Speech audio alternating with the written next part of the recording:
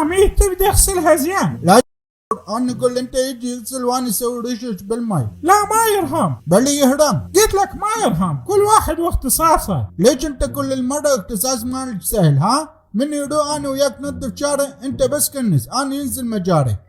بس السيارة انت بس رشش ماي وانا نجلف سيارة، هذا ظلم. شوف عميد، انا من اخذ الشغلات السهلة عندي سبب.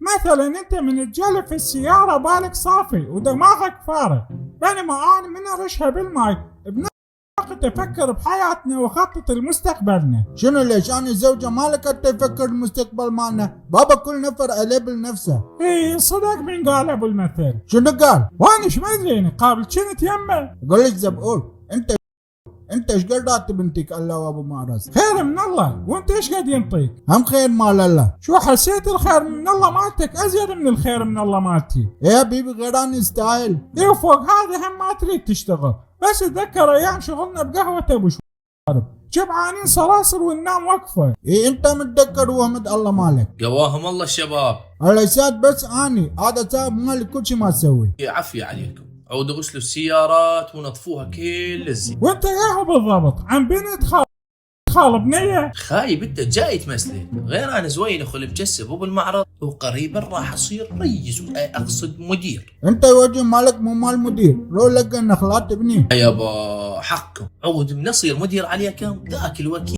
روح لقح نخل. هسه تمشي منا على انغسلك بمكان السيارة. هذا للاوي وصل، خلي نشوف شلون انت الاخو ماله.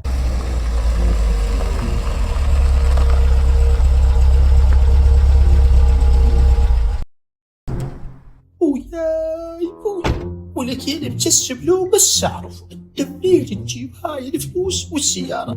شوية البنات حطك قاعد اكثر مني، وبالفلوس الله منعم عليك وقافضها علي ابو داود.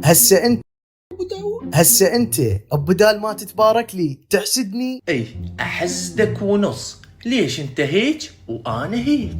يا اخي انت وجهك ما يساعد ويطرد النعم، ما تقول لي شو اسوي لك. انا وجهي يطرد النعمة بويا اللي بجسم.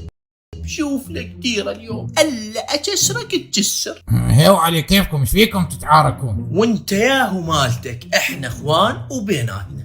لا تقمز يا اخوي، ما علي بيكم، انا جاي على علاوه بالمعرض بكت ينطيني سياره بالدين. خايب انا اخوه وما مطيني سياره بالدين، تريد انت يطيك؟ ايه قلت عسى لعله. ما ينطيك لا تحاول، انا اخوه وقلت له شغلني وياك وما راضي يشغلني. قلت لك راح اشغلك وياي، بس لازم اختبرك بالاول. لك مقدم على راتب رعايه وتختبرني؟ بالله شيل الاختبار.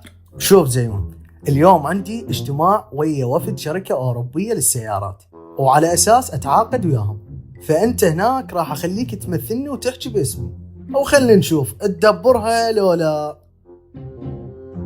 نحن سعيدون جدا بأن نتعاقد معكم ونصدر إليكم من سياراتنا، فلدينا موديلات عديدة تناسب جميع فئات الشباب.